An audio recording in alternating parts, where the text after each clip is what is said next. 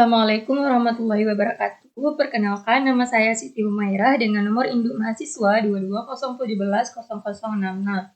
Di sini saya akan menjelaskan tentang penelitian kelompok kami yang berjudul Implementasi Metode Fuzzy Tsukamoto dan Topsis dalam penentuan status gizi anak berdasarkan Indeks Massa Tubuh atau IMT. Untuk anggota, ada saya sendiri, Siti Humairah, dan kawan saya, Nura Ulia. Status gizi seseorang sangat ditentukan sejak dari dalam kandungan dan selama menyusui. Pemberian makanan tambahan sebelum waktunya dapat mempengaruhi kondisi kesehatan pencernaan, status gizi, dan bahkan dapat mengakibatkan kematian. Untuk mengatasi tantangan tersebut, pendekatan menggunakan sistem pendukung keputusan atau SPK menjadi solusi yang relevan. SPK berfungsi sebagai alat bantu bagi tenaga kesehatan dan pengambil keputusan dalam mengambil dan menilai status gizi balita secara lebih objektif, terstruktur, dan berdasarkan data yang dapat dipertanggungjawabkan. Dalam studi ini, kami menerapkan dua metode, yaitu Fuzzy Tsukamoto dan Technique for Order Preference by Similarity to Ideal Solution atau TOPSIS. Metode Fuzzy Tsukamoto dimanfaatkan untuk mengelola data linguistik seperti klasifikasi berat badan dan tinggi badan. Sedangkan TOPSIS digunakan untuk menyeleksi alternatif terbaik berdasarkan kedekatan nilai terhadap solusi ideal dari beberapa kriteria yang dinilai. Metode TOPSIS sendiri merupakan salah satu metode pengambilan keputusan multikriteria yang pertama kali diperkenalkan oleh Yuan Huang 1981. Metode TOPSIS didasarkan pada konsep bahwa alternatif terpilih yang terbaik tidak hanya memiliki jarak terpendek dari solusi ideal positif, tetapi juga memiliki jarak terpanjang dari solusi ideal negatif. Solusi ideal positif didefinisikan sebagai jumlah dari seluruh nilai terbaik yang dapat dicapai untuk setiap atribut, sedangkan solusi ideal negatif terdiri dari seluruh nilai terburuk yang dicapai untuk setiap atribut. Nah, selanjutnya adalah metode Fuzzy Tsukamoto. Fuzzy atau logika samar merupakan suatu cara yang tepat untuk memetakan suatu ruang input ke dalam suatu ruang output. Logika Fuzzy pertama kali diperkenalkan oleh Prof. Lutfi Zadeh pada tahun 1965. Metode Tsukamoto merupakan perluasan dari penalaran monoton. Pada metode Tsukamoto, setiap konsekuen pada aturan yang berbentuk if-then harus direpresentasikan dengan suatu himpunan fuzzy dengan fungsi keanggotaan yang monoton. Sebagai hasilnya, output hasil inferensi dari tiap-tiap aturan diberikan secara tegas berdasarkan A predikat. Hasil akhirnya diperoleh dengan menggunakan rata-rata terbobot.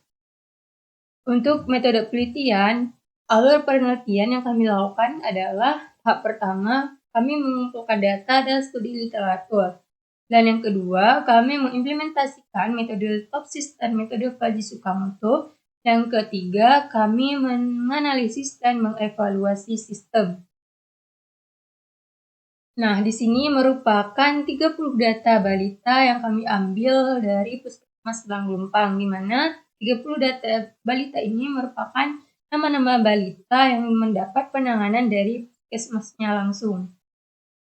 Nah, sebelum masuk pada implementasi kedua metode, kita harus menentukan dulu nilai bobot dan menentukan nilai kriteria, di mana nilai bobot 0,25 kami kategorikan dengan nilai sangat baik, dengan bobot 0,25 dikategorikan dengan baik, dan nilai 0,25 dikategorikan dengan bobot kurang. Selanjutnya adalah menentukan kriteria, di mana kriteria yang kami ambil ini ada 5 kriteria. Ada umur, berat badan, tinggi badan, lingkar lengan atas, dan IMT atau indeks massa tubuh. Di mana umur didefinisikan dengan kode C1, berat badan didefinisikan dengan C2, tinggi badan dengan kode C3, dan kriteria lingkar lengan atas didefinisikan atau dikodekan dengan C4, IMT dikodekan dengan C5. Nah, di sini kami hanya mengambil 10 sampel contoh data. Nah, langkah pertama yang dilakukan pada metode TOPSIS adalah menghitung IMT, di mana hasil IMT ini merupakan hasil yang diperoleh dari nilai berat badan, dan yang dibagi dengan nilai tinggi badan, lalu diperoleh hasil sebagai berikut. Selanjutnya adalah membuat matriks ternormalisasi R dengan rumus Rij sama dengan Xij dibagi dengan akar kuadrat sigma Mi sama dengan 1 dikali dengan X kuadrat Ij, di mana pembagi ini merupakan hasil dari nilai alternatif C1, C2, C3, C4, C5, lalu ditambah dengan masing-masing nilai alternatif, yaitu data alternatif 30 balita. Lalu, untuk nilai R ini diperoleh dari hasil nilai pembagi, lalu dibagi dengan nilai alternatif 30 balita.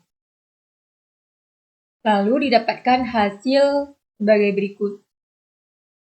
Selanjutnya adalah membuat matriks ternormalisasi bobot Y, di mana hasil dari nilai Y ini diperoleh dari nilai pembagian antara nilai bobot dikali dengan nilai R. Nilai bobot 0,25 dikali dengan nilai R. Lalu didapatkan hasil untuk nilai bobot Y.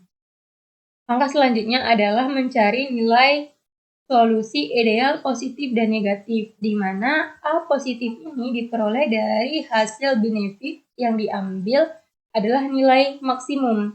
Jika dia negatif, maka yang diambil adalah nilai cost, maka yang diambil adalah nilai minimum. Selanjutnya adalah menghitung jarak antara nilai terbobot terhadap solusi ideal positif dan negatif. Untuk solusi ideal positif, D1 positif, ini menandakan data pertama positif, didapatkan dari hasil Y plus Y positif, lalu dikurang dengan nilai Y. Lalu didapatkan hasil 0,03 sekian. Lalu untuk solusi ideal negatif, didapatkan hasil dari nilai Y, lalu dikurang dengan nilai Y negatif. Lalu diperoleh hasil 0,05. Selanjutnya, menghitung nilai inferensi atau membuat rankingan, di mana hasil yang diperoleh dari nilai inferensi ini merupakan hasil dari pembagian antara D negatif lalu dibagi dengan D negatif ditambah dengan D positif lalu diperoleh hasil. Selanjutnya, pada tahap implementasi metode logika Fuzzy Tsukamoto akan dijelaskan oleh kawan saya. Sekian dari saya dan terima kasih. Baik, Assalamualaikum warahmatullahi wabarakatuh. Nah, setelah teman saya menjelaskan implementasi metode TOPSIS dalam menentukan status gizi anak berdasarkan IMT atau indeks massa tubuh, di sini saya akan menjelaskan implementasi metode Fuzzy Tsukamoto dalam menentukan status gizi anak berdasarkan indeks massa tubuh atau IMT. Metode Fuzzy Tsukamoto. Fuzzy atau logika samar adalah suatu cara yang tepat untuk memetakan suatu ruang input ke dalam ruang output. Logika fuzzy pertama kali diperkenalkan oleh Prof. Lotfi Zaden pada tahun 1965. Metode Tsukamoto merupakan perluasan dari penalaran monoton.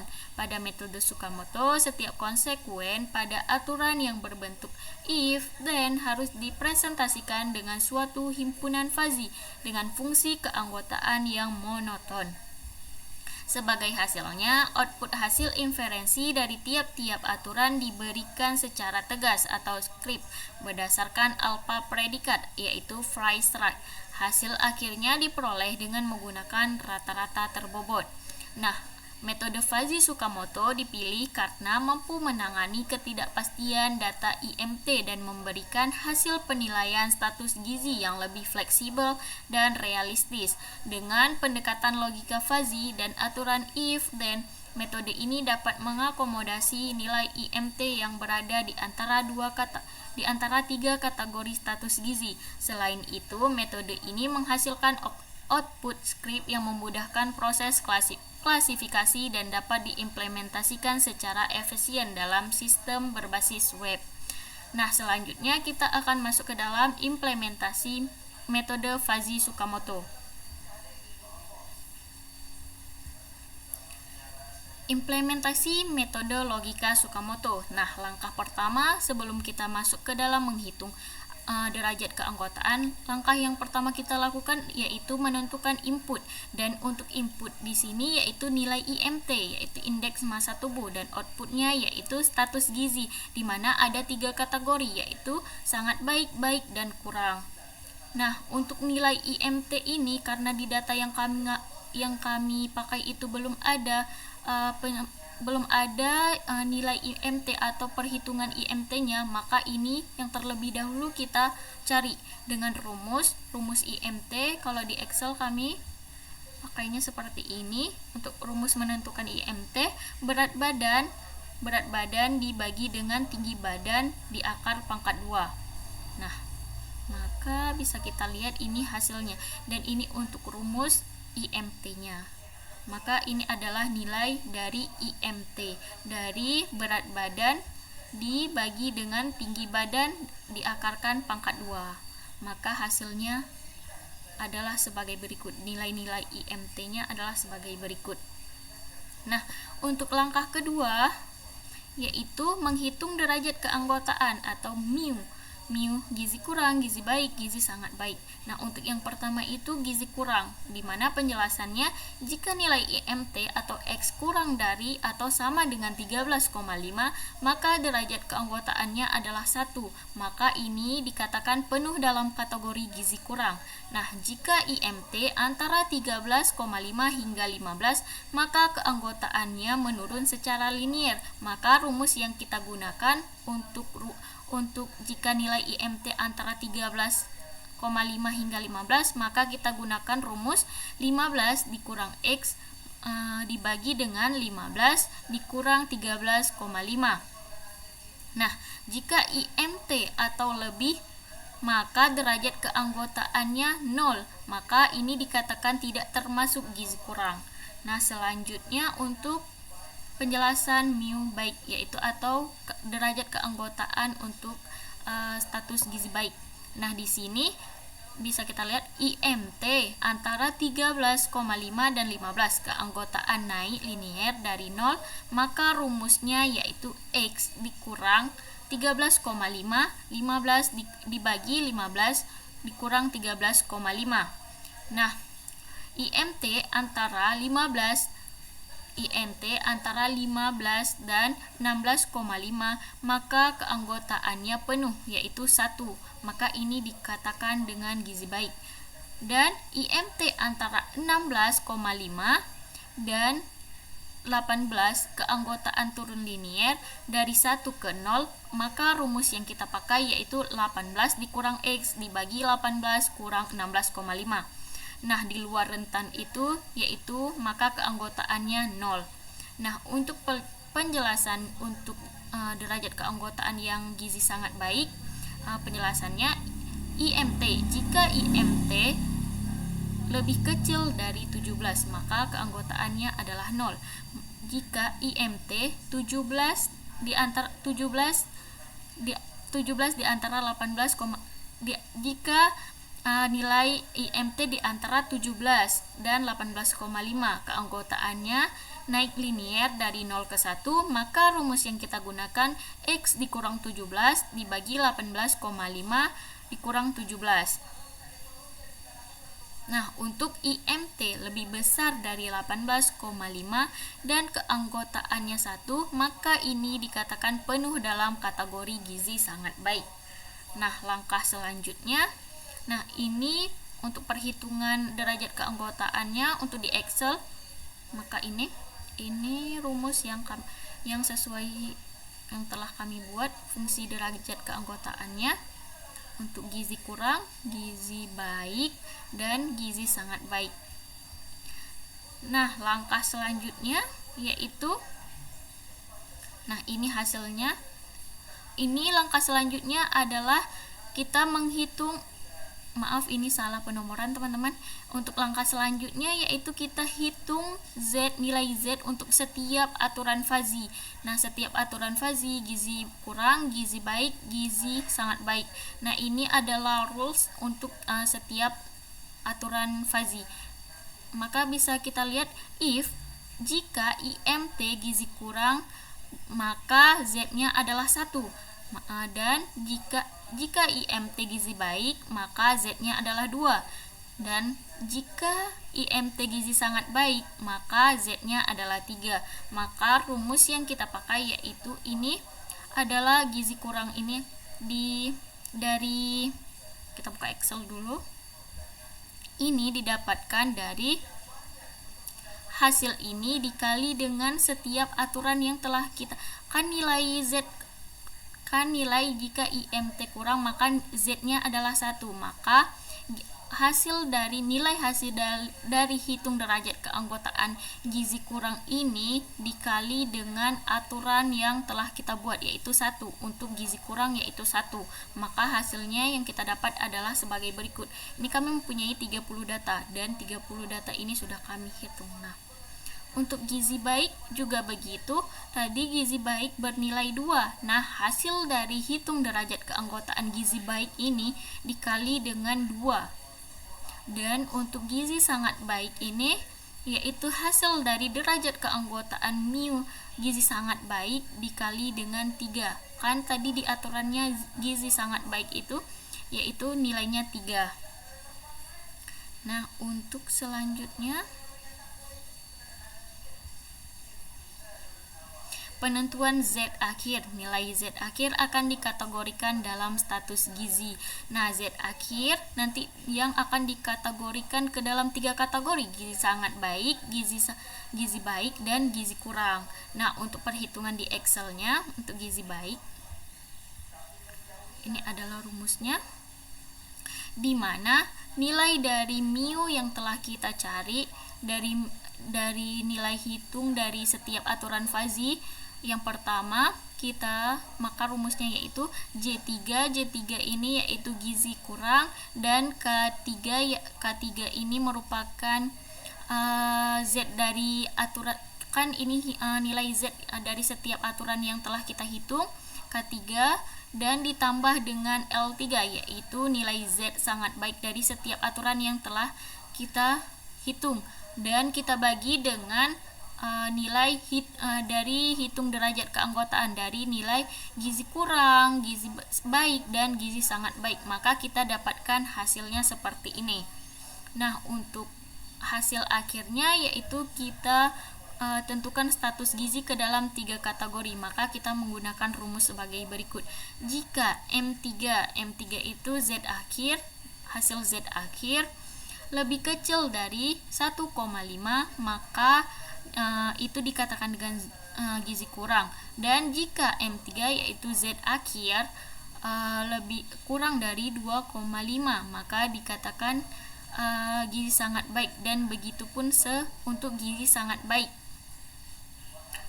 Nah, setelah itu ini kita dapatkan untuk 30 hasil untuk 30 data hasil akhir. Gizi baik, gizi sangat baik, setiap anak itu sudah dikategorikan ke dalam gizi sangat baik, apakah gizi baik, apakah gizi sangat baik, dan apakah merupakan gizi kurang. Nah, selanjutnya untuk kita masukkan ke dalam programnya, yaitu untuk masuk ke dalam webnya. Di sini kami membuat web yaitu sistem status gizi. Nah, untuk username kita pertama masukkan, untuk kita login ke halaman berikutnya kita masukkan username yaitu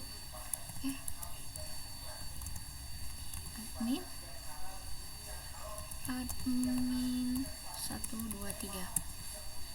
Nah, bisa kita lihat di sini ada untuk data anak. Di dashboard ini memiliki 3 menu yaitu data anak untuk perhitungan Fuzzy Tsukamoto dan perhitungan Topsis. Nah, untuk kita masuk ke data langkah pertama kita masuk dulu ke data anak. Nah, di data anak ini terdapat tools yang tambah anak, kembali ke dashboard. Nah, di sini saya sudah menghitung untuk nilai IMT-nya kita dapatkan saat tambah anak, nilai IMT-nya itu kan kalau di sistemnya itu yang pertama saya buat untuk tambah anak, di mana di from tambah anak ini nanti nilai IMT-nya akan langsung dihitung otomatis, dan ini akan disimpan ke database, yaitu database yang telah dibuat setiap tabel. Maka ini akan disimpan ke database-nya. Maka ini adalah nilai IMT, karena nilai IMT ini setiap misalnya kita mau tambah anak, data anak, nah otomatis dia akan menghitung nilai IMT, dan nilai IMT ini akan terisi otomatis di tabel ini. Nah, kenapa di sini ada status gizi sedangkan ini adalah data anak? Nah, untuk kita kembali dulu ke dashboard untuk perhitungan fuzzy. Nah, misalnya kita masuk ke anak yang ketiga, hitung gizi. Nah, setelah dihitung, maka kita lihat data, kembali ke dashboard, maka dia akan muncul di data anak ini. Nah, dia merupakan gizi baik. Kita lihat dulu di Excel sama apa enggak. Nah, di data anak yang ketiga merupakan gizi baik, dan ini perhitungannya sama dengan di perhitungan Excel. Maka dia akan masuk ke dalam data anak. Kenapa saya buat begini? Karena ini lebih memudahkan. Kenapa nanti metode TOPSIS tidak ada di data anak ini, perhitungan data anak? Karena metode TOPSIS itu merupakan perangkingan, maka alurnya saya membuatnya yaitu perhitungan TOPSIS itu langsung dihitung dengan 30 data anak. Maka nanti akan ditampilkan di halaman perhitungan TOPSIS sendiri. Nah, kita masuk lagi ke perhitungan Fuzzy Tsukamoto. Di sini tadi saya menghitung untuk data anak yang ketiga. Mari kita coba untuk data anak yang keempat. Hitung gizi. Oke, kalau hasilnya atau tampilannya sudah seperti ini, maka perhitungan berhasil, status gizi baik. Maka kita lihat data, kita kembali ke dashboard, maka kita lihat di data anak. Nah, status gizinya akan muncul, yaitu gizi baik. Kita periksa lagi ke Excel, betul apa tidak? Maka hasilnya betul. Ini adalah hasil untuk gizi baik dari data anak yang keempat. Nah, selanjutnya kita masuk ke, dan ini sampai 30 data juga begitu cara menghitungnya saya buat di webnya. Kembali ke dashboard. Nah, untuk perhitungan TOPSIS kita masuk ke perhitungan TOPSIS. Nah, di sini ada tools, yaitu proses hitung TOPSIS, lihat hasil perhitungan, dan kembali ke dashboard. Untuk itu, nah, perhitungan TOPSIS berhasil. Maka ini seluruh data anak sudah berhasil dihitung dengan metode TOPSIS. Maka kita akan lihat hasil TOPSIS. Nah, maka akan menampilkan dari data semua ini akan ditampilkan. Nah, perangkingannya. Untuk di Excel sendiri gimana? Nah, untuk Excel ini adalah seperti ini hasil perangkingannya. Ini tidak berurutan, sedangkan di programnya dibuat sesuai perangkingannya. Perangkingan misalnya 1, 2, 3, dan kalau di Excel tidak. Tapi hasilnya sama dengan di Excel. Nah, untuk perhitungan TOPSIS ini langsung dihitung 30 data. Karena kalau kita hitung satu-satu data anak itu saya rasa tidak mungkin bukan tidak efisien, mungkin untuk metode TOPSIS ini kurang kalau kita bilang kurang efisien juga, karena kan TOPSIS itu perangkingan, kita mau lihat perangkingan dari 30 data anak, maka saya hitung semua perangkingan untuk 30 data anak tersebut. Nah, ini hasilnya.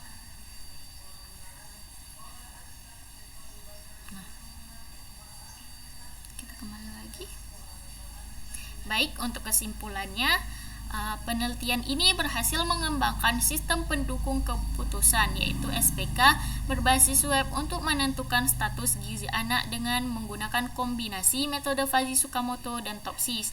Sistem ini memanfaatkan data berat badan, tinggi badan, dan perhitungan indeks massa tubuh untuk menghasilkan keputusan yang lebih akurat dan objektif. Fuzzy Tsukamoto digunakan untuk mengolah data linguistik dan menghasilkan output nilai skrip. Sedangkan TOPSIS digunakan untuk melakukan perankingan alternatif berdasarkan kedekatan dengan solusi ideal. Hasil implementasi menunjukkan bahwa sistem mampu memberikan penilaian status gizi anak ke dalam kategori gizi kurang, gizi baik, dan gizi sangat baik secara cepat dan tepat. Manfaat dari penelitian ini adalah sebagai alat bantu yang efektif bagi tenaga kesehatan, khususnya lingkungan posyandu dan puskesmas dalam memantau status gizi anak secara berkelanjutan. Nah, karena kami juga membuat jurnal, kami juga ini ada dokumentasi untuk submission jurnal. Kami submitnya di Suliwa, Jurnal Multidisiplin Teknik Sains Pendidikan dan Teknologi. Nah, sekian yang dapat kami sampaikan. Apabila penjelasan kami kurang dan ada salah kata dalam penyampaian, mungkin kurang jelas, kami mohon maaf. Kami akhiri. Assalamualaikum warahmatullahi wabarakatuh.